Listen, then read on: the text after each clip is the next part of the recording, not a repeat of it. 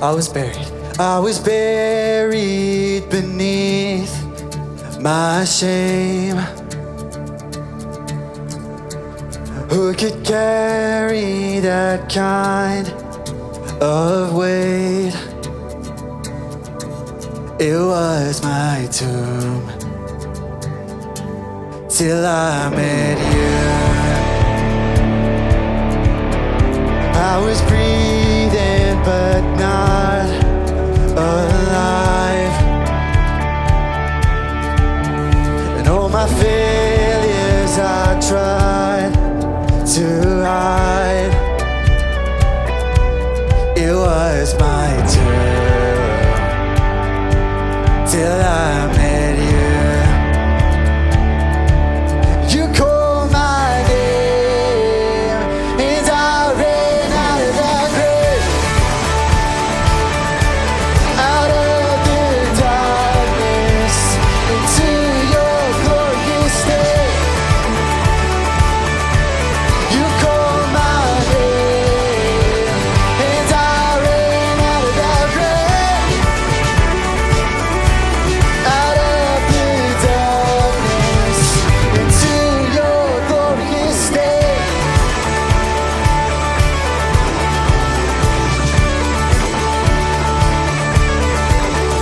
Now your mercy has saved my soul, and now your freedom is all that I know. The old man knew Jesus when I met you.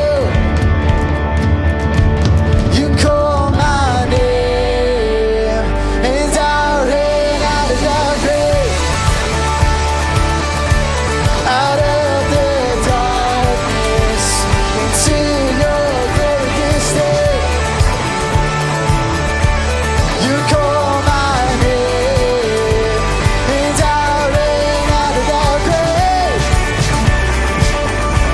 out of the darkness into your glorious day.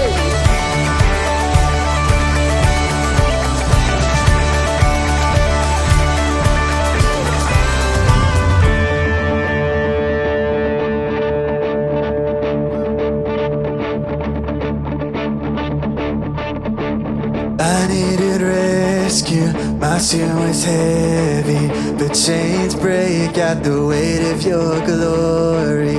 I needed shelter, I was an orphan, now you call me a citizen of heaven. When I was broken, you were my healing, now your love is the air that I'm breathing. I have a future, my eyes are open, 'cause when you call my name, now I ran out of the grave, out of the darkness into your glorious day. You call my name and I ran out of that grave, out of the darkness into your glorious day.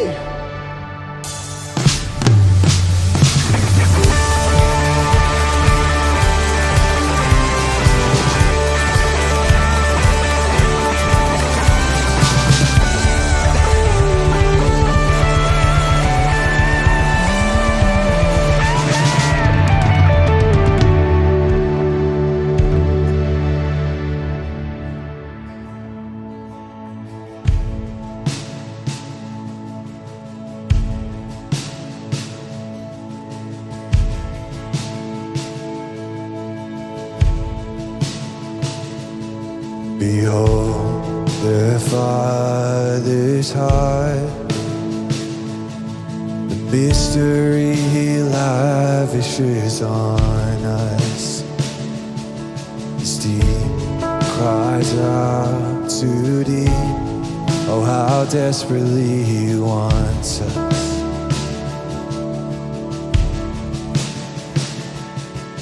Things kings of earth stand next to him like a candle to the sun. Unfailing Father, what compares to his great love? Behold his holy Son, the Lion and the Lamb given to us. The Word became a man, that my soul should know its Savior.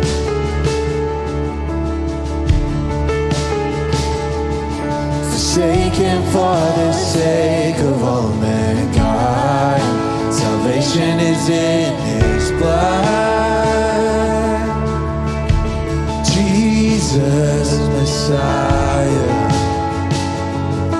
the righteous died for love. It wasn't over, for he is the risen one. This is my soul. This is my soul. How great your love is. How great your love is. This is my soul. This is my soul. How great your love is. How great your love is. It seeks my soul.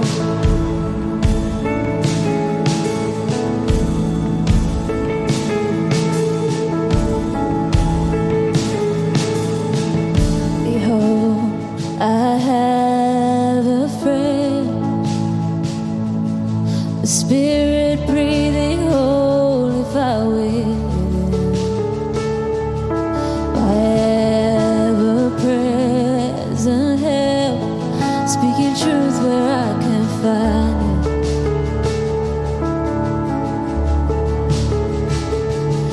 Light up this broken heart and light my way to my time on earth's sun. Oh, Holy Spirit, breathe in me thy kingdom come.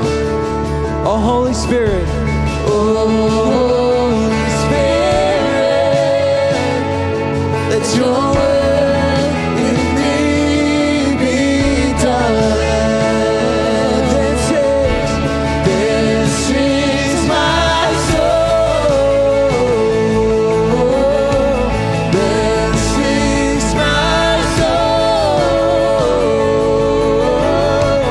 How great your love is. How great your love is.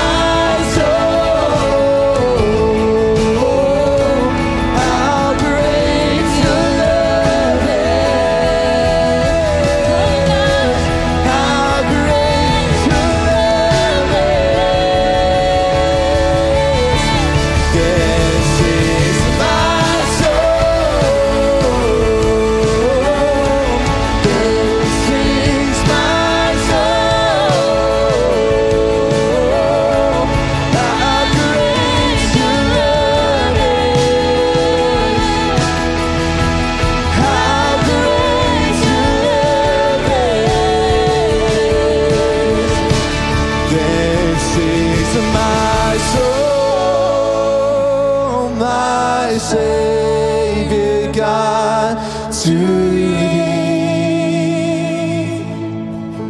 How great thou art, how great thou art. Then sings my soul, my Savior God, to thee.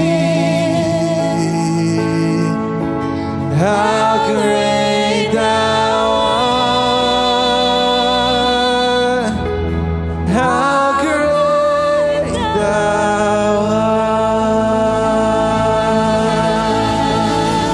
how great you are, how great thou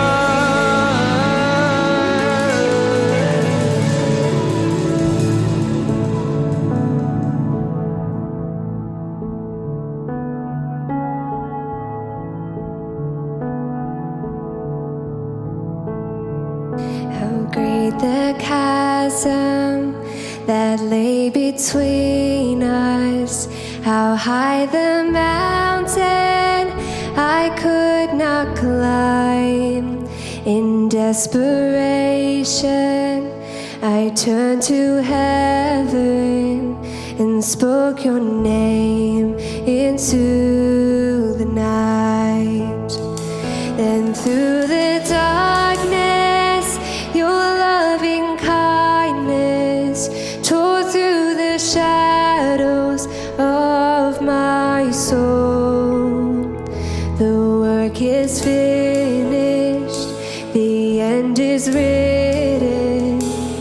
Jesus Christ, my living hope. Who could imagine so great a mercy?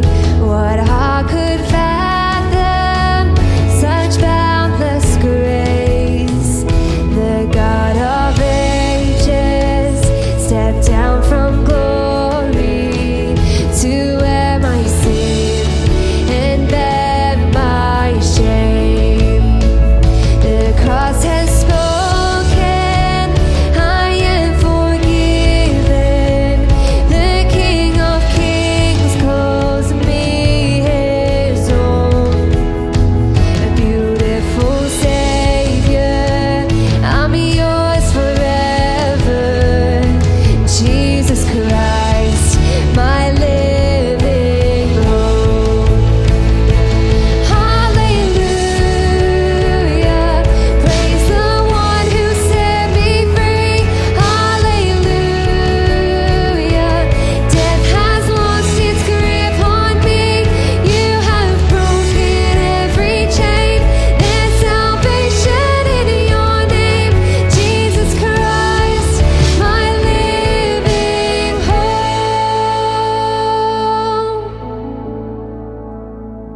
Then came the morning that sealed the promise. Your buried body began to breathe, and out of the silence, the roaring lion declared the grave has no claim on me.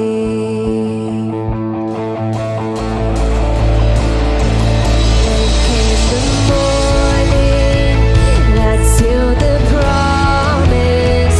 Your buried body began to breathe, and out of the silence, the roaring lion declared the grave has no claim on me.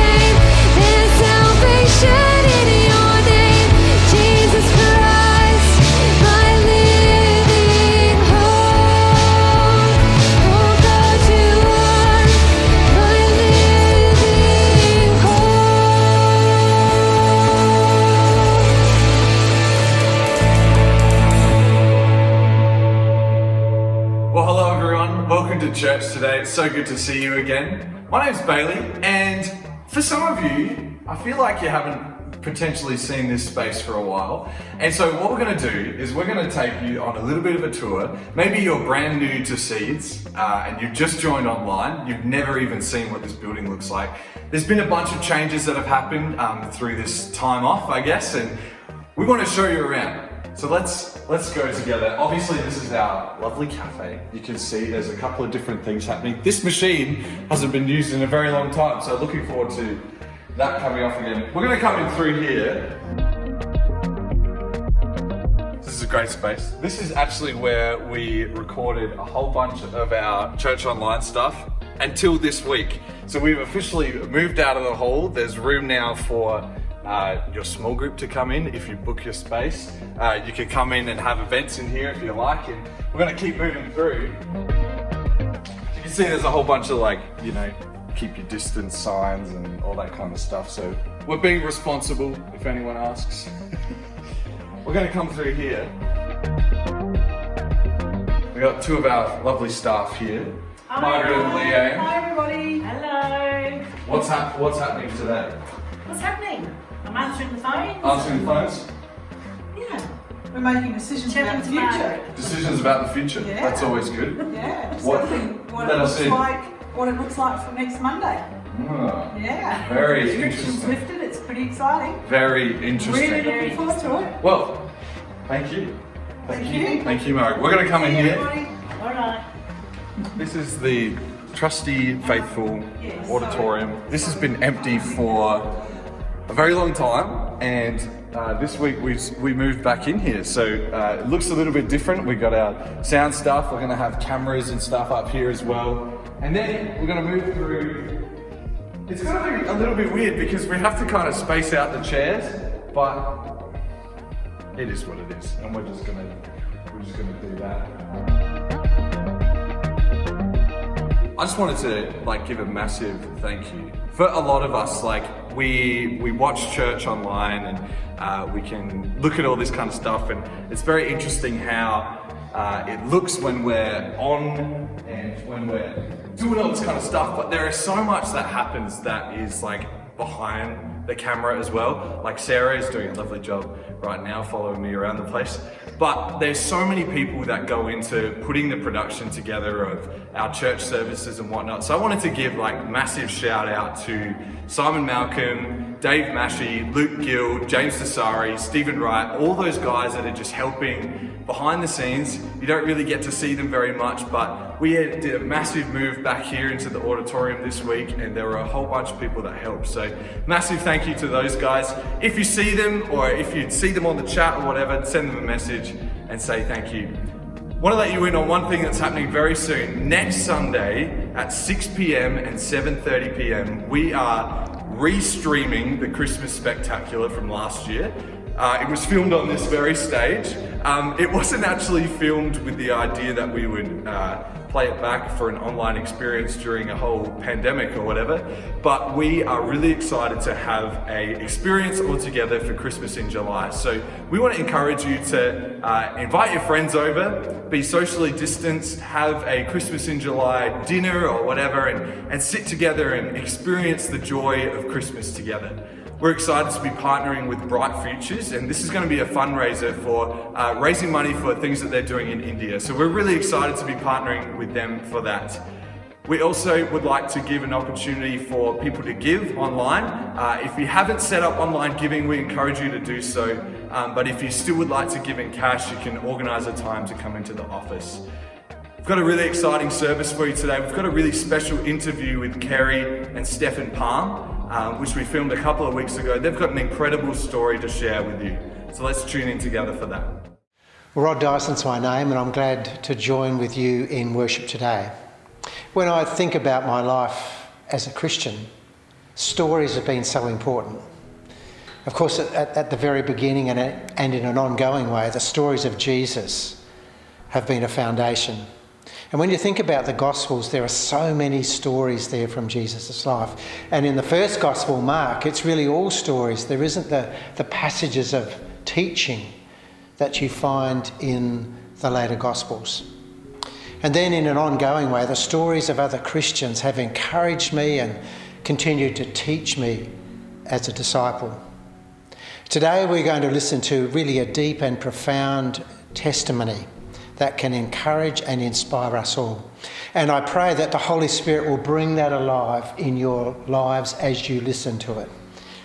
After the testimony, I'll come back and I'll have a few reflections to make and some questions.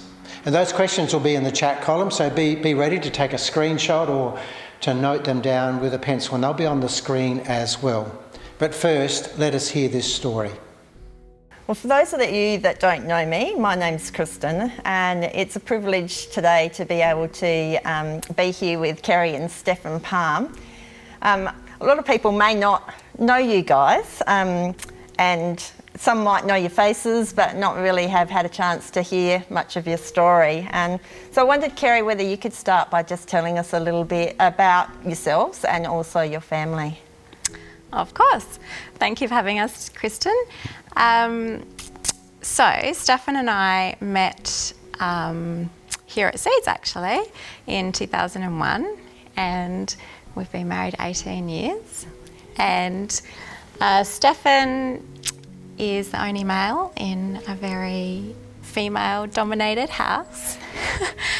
We've got 4 daughters, and I'm full-time mum to them and carer to our special needs child Gemma, who's the 3rd child, and Stefan keeps himself busy running a small business. I think it's pretty impressive, Stefan. My dad probably would relate to you, having had 4 daughters, and I know that at times it's a privilege. The hormones can be high. Can you tell us a little bit more about your journey with Gem? Yeah. So Gemma, at around about 10 months, was identified to have a chromosome abnormality. So on chromosome 8, she's got a little bit of information that is duplicated and a little bit deleted as well. That's totally unique. No other cases in the world. Okay, so there's no name for her condition. As the years went on from there, she was diagnosed with severe intellectual disability and also with autism. And so for her, she's non-verbal, she's not toilet trained, she's very low muscle tone, so she actually didn't start walking until she was almost 5. Right. So we had a big celebration at that point. In this room, actually. Yeah, I think I do remember that, yeah. Yeah. So, yeah, in the early days, there were a lot of sleep issues with her. And now, as the hormones are kicked in at age 13, we are finding that, there's been some behavioural issues, there's been extreme mood swings, and I guess, with the behaviours, a little bit of aggression and destructive behaviour and things like that. So it's definitely been a challenge the last 13 years, that's for sure. Yeah, she needs one-on-one care all the time. So there's never a moment at home or at school or anywhere where she can't be supervised or she has to be supervised. So that's challenging in itself for family life. Oh, absolutely. Even to the point of, like, around the house on a weekend, you can't not have one person on just shadowing her the whole time. So I guess as a family, we have all had to take on caring role, even the kids. Yeah, she's kind of like an 18-month-old in a 13-year-old body. I guess you'd describe it. Yeah. So you've talked a little bit about what that means, sort of physically for your family and with supervision and things like that. But what other sort of impacts has that had on your family, or even on your lives? Have you? I think when you ask that question, the first thing that comes to mind is it's so constant with her, and just the constant supervision, the constant behaviours that are going on in the background. And I think it does really add in a bit of a strain to relationships in our family, and even on our marriage, in our relationship with the other girls and in their relationships with each other, because there's just always that underlying Pressure. pressure, and and it's exhausting. Yeah, absolutely. I'm interested in what effect this has had on your spiritual life, I guess, and your faith journey. So sometimes when things happen for people in their life that they don't expect, or I guess that they weren't expecting, they find it really hard to reconcile that with their faith. And actually sometimes people give up their faith over it. You guys have got a strong faith. How have you worked through that, I guess, and wrestled with that over your life? Yeah, it's a great question, and it's something for us that's happened over time. It's been a 13-year journey. It's not like a tragedy or something that's happened very quickly. It's a slow journey, and so I guess initially you wrestle with the notion or the concept that through your life and through your growing up, you've got an idea of what you want your life to be, and what your plans are, and what your hopes for your kids are, and how you're going to spend your time. It's not necessarily something you articulate, but it's definitely something that you aspire to. And then when you have a child like Gemma, there's lots of good, but there's lots of challenge as well. And so you have to wrestle with that. My life's actually not going to be what I thought it was going to be, and am I okay with that? And if I look forward into the future, I see us caring for her for I don't know how long. Am I okay with that? So this interruption, it's not not meaning to say that like a negative thing, but it's just that's just something faith-wise or even in yourself-wise that you do wrestle with. And then I think also the future isn't a good place to that when you go too far into the future, you're delving into potentially but it's unsettling for us. Yes. And so we've really learned to have to just it's day by day. Take each day as it comes. For sure. And so then you look at these circumstances, and naturally you pray to God and you say, hey, this isn't good, and this isn't how it was meant to be, and it's not. Disease and issues with chromosomal disorders, things like all these health issues are not how God intended it to be, and you reach out to God and you pray and you say, God, change this, fix this. This isn't, if you're a loving God, you would sort this out, wouldn't you? And I'm sure many people, pray those prayers, and so you've also got to wrestle with that. Is God enough? Is what God's done enough? Is His sacrifice enough? Is it? Can I still worship God? A God who doesn't solve my circumstances. There is no outcome that you would say it's all fixed up. So they're wrestles that you deal with, and as a family we've I guess over time come together on that. We've formed spiritual disciplines that we both in our family live by. And how we connect with God and how we connect with each other, and like Kerri said a moment ago, we try not to fast forward too much into the future, because if you do, you can get quite anxious about that, and it can be not sure I like that.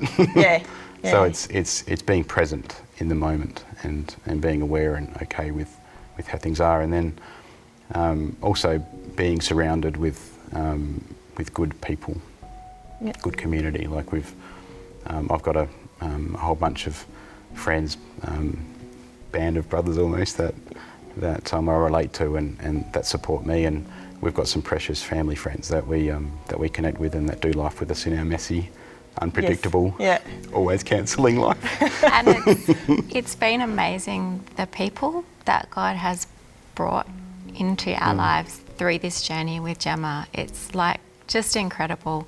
You know, carers, teachers, doctors, nurses, therapists. Like we've just formed so many deep and meaningful relationships along the way that we wouldn't have otherwise. So precious. Yeah.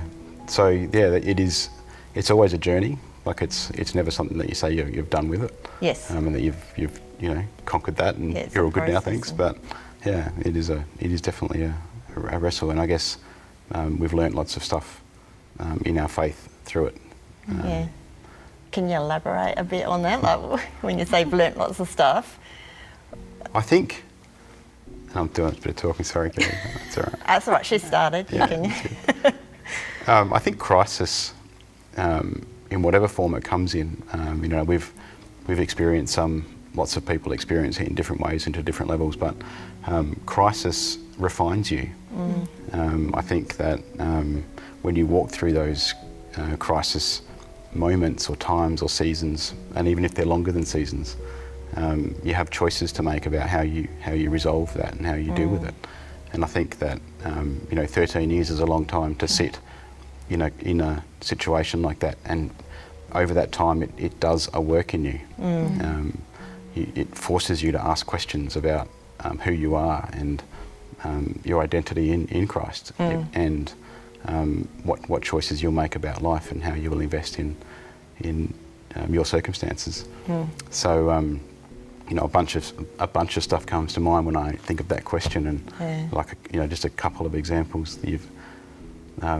It says in Matthew 22 to love God with all your heart and mind, but also to love others like you love yourself. And that love others thing, it's something that everyone's Christians have heard that verse a lot. But you look at a situation, and I give example of 2 hours where you love someone else, like Gemma, and you're forced to interrogate your own plans and your own hopes and dreams, and be okay with them being disrupted for the love of someone else. And it's a big thing. It's not easy. You say that and it comes out like this simple sentence, but on a daily grind or on you choose to, okay, I'm not going to do that now. I'm going to do this, and I'm going to invest in that, in her, in my family. One choice at a time. Yeah. And so as you do that, as you invest in someone else without sacrificing yourself on the altar of doing it, but in that relationship with God and relationship with others, and in recognition of your own well-being, it's actually quite profound, the difference that makes in how you are in yourself. That giving of yourself, it's quite a biblical concept, but it's when you live it out. And I'm not saying we lived it out by something we chose, even it's something that's happened, and to make those choices, the way that the Holy Spirit comes upon you in those times is quite profound. When you combine the crisis with the choices, it's quite amazing. And then if I gave another example, I'd give example to another Matthew passage, Matthew chapter 5, where it's in the Beatitudes, where it says, "Blessed are the poor in spirit, for theirs is the kingdom of heaven." And I look at that and I think, a good friend of mine, Phil Piner, actually, a long time ago, way back in the early days, said the humble of spirit, the emptying of yourself, when you come to that place where you realise, I can't do this on my own, we can't do this on our own, we're not the kings of our own, kings and queens of our own universe, and we do need God. And in that emptying of ourselves, as we empty ourselves, we're filled again with God, and that's also quite amazing. To be in a place where you are emptied, not by choice, but you are emptied, and then you're filled back. And so it's an amazing release. You can through those learnings, you learn to trust God, and I can do these things, and He will take care of the other things, even though the circumstances still exist. So it's not like an outcome I'll believe in you, God, if you do all these things. It's a response that says, this is tough, and I'm okay with it, and I'm going to love my daughter and my family, and be the person you created me to be, us to be, even though these things haven't been solved or resolved. It's still messy, it's still hard, but God is still trustworthy. And I think the more you trust him, the more you can see him at work, and you can see his faithfulness, and so keep sort of taking you deeper, like as you trust, you realise he's more trustworthy, and then you trust more. And It's interesting. I think a couple of weeks ago, Jonathan made some comment when you were saying it's not your choice, that we can't control all circumstances, but we can control our reaction to our circumstances. And I mean, I look at the two of you, and I think anyone who's met you, I mean, you must at times go through some really tough times where you feel like you're pulling your hair out. But most times when I see you, like you have smiles, like Kerri, you beam, like you radiate this, and I won't say happiness, but you obviously deal with life and deal with what's happening in your life in a way, like your attitude is a choice that you make. Can you tell us a bit about that? Oh, look, I don't I don't know, sorry, I wasn't meaning always, but we're not putting you on a pedestal, but yeah. Oh no, definitely, it's a choice, and I think, as Steph said, just those spiritual disciplines, just acknowledging that that I need God's help to just make those choices every day, and like we talked about before, one choice at a time, one moment at a time. And you know, I've asked my family to hold me accountable, and other people who are close to me as well. But I think the other thing is that God does a good job at reminding me when just the other day I had just a full-blown 2-year-old tantrum about something. You had it? I did. Oh, I thought you were joining the gym. No, you had it, okay. And you know, it was full on, and it was short, and very quickly, you know, I heard God sort of say to me, now hang on a minute, just get your perspective here. And so there's a lot of perspective shifting that happens in our house, and I feel like also for me a key is thankfulness and just gratitude, because I think when you take moments to be thankful, it's kind of a tool that that helps you reflect on what is good, and you can kind of see God's hand over your life, and in the situations that might have been so hard at the time, but you can reflect on that. And I just think, so we try and practice a lot of gratitude in our house, which, you know, the kids get a little bit, we're sitting at the dinner table and, okay, what's everyone thankful for today? And it's like, oh, not again. But, you know, it's much easier to be thankful in the good times, but a good practice to get into for when times are harder. So that then encourages us to see God at work, to trust him, and you know, the cycle goes around. No, that's good. There was actually something, Stefan, you said to me when we were talking during the week, and I'll probably misquote you, but you made reference to like that whole thing of unanswered prayers, that if we were to pray knowing what God knows, so knowing like the big picture and everything, our prayers would be answered because we would pray in his will. It sat with me for the whole week. It's been quite profound, but do you want to elaborate on that a bit? Oh yeah, it's just that, it was just a one line. I can't even remember where I got it from. I probably read it or... it's stolen, yeah. Stolen. But yeah, if it goes along the lines of, if we knew to remember what it is now. If we knew what God knew, we would pray the prayers that He would answer. Like if we would pray what He would pray if we knew what He knew. And so it is quite a profound thing to think about. Like, you know, we often pray for things, and God answers it in quite a different way. Yes. Because He knows things that we don't know. Yeah. And if we had known that, we would have prayed differently, and God, you know, would have answered accordingly. And it's quite a it's if we knew those things, it would I guess make a massive difference over how we lived. But in that, when I reflect on that those sort of statements, I do try and think that or resolve to myself that God is and knows everything, and He is in control. And while things can seem out of control and unfair and unjust, it does come back to, for me, it does come back to that whole, He's got enough, what He's done is enough. Is He trustworthy?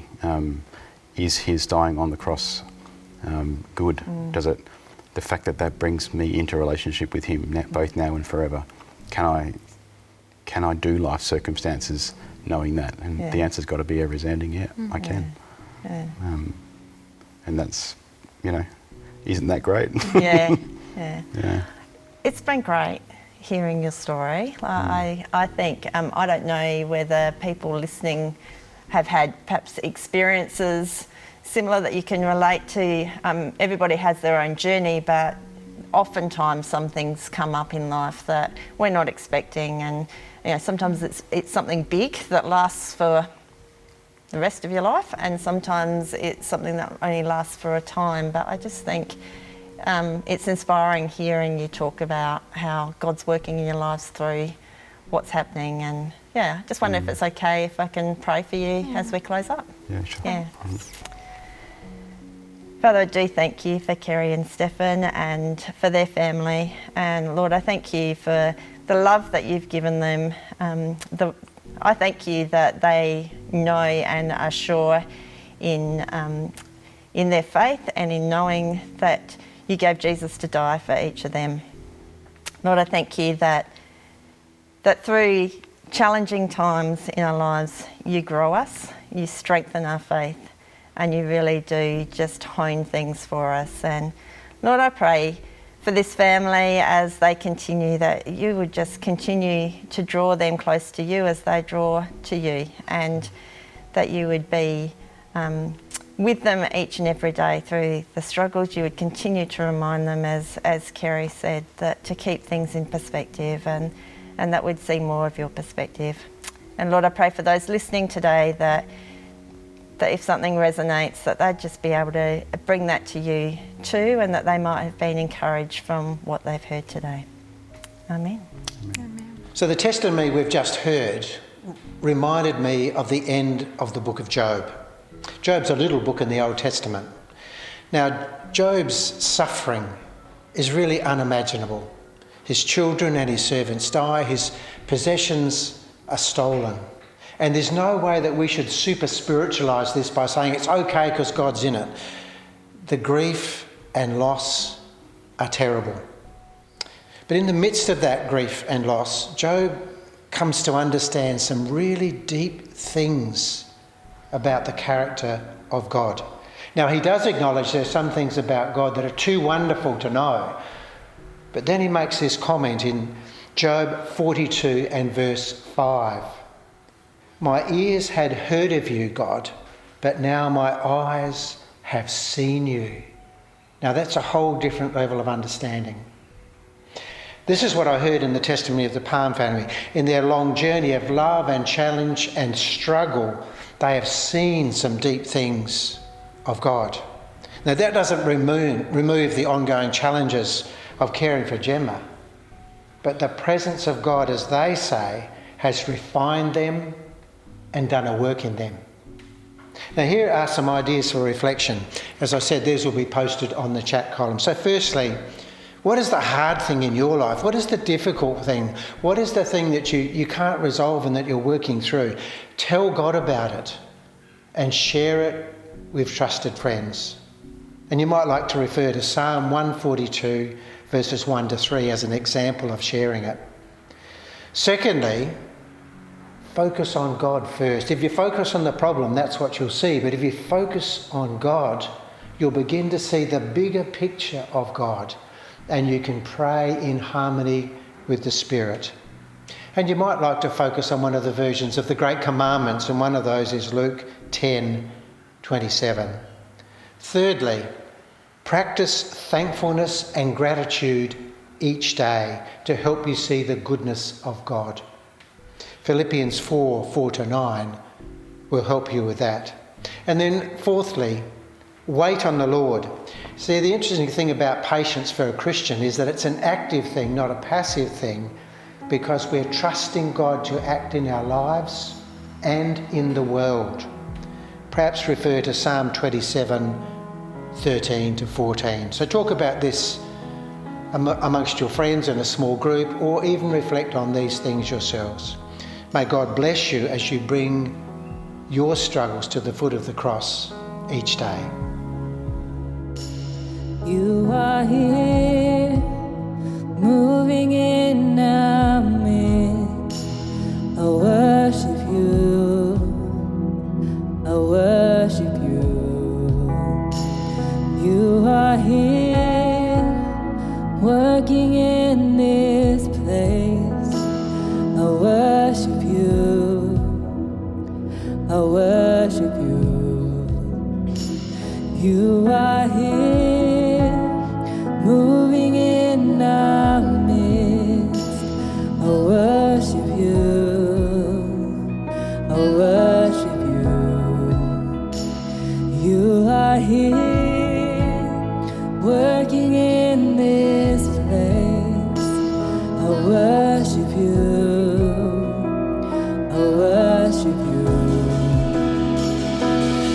You are waymaker, miracle work, promise keeper, light in the darkness, my God, that is who you are. Waymaker, miracle work, promise keeper, light in the darkness, my God, that is who you are. You are here, touching every heart. I worship you, I worship you.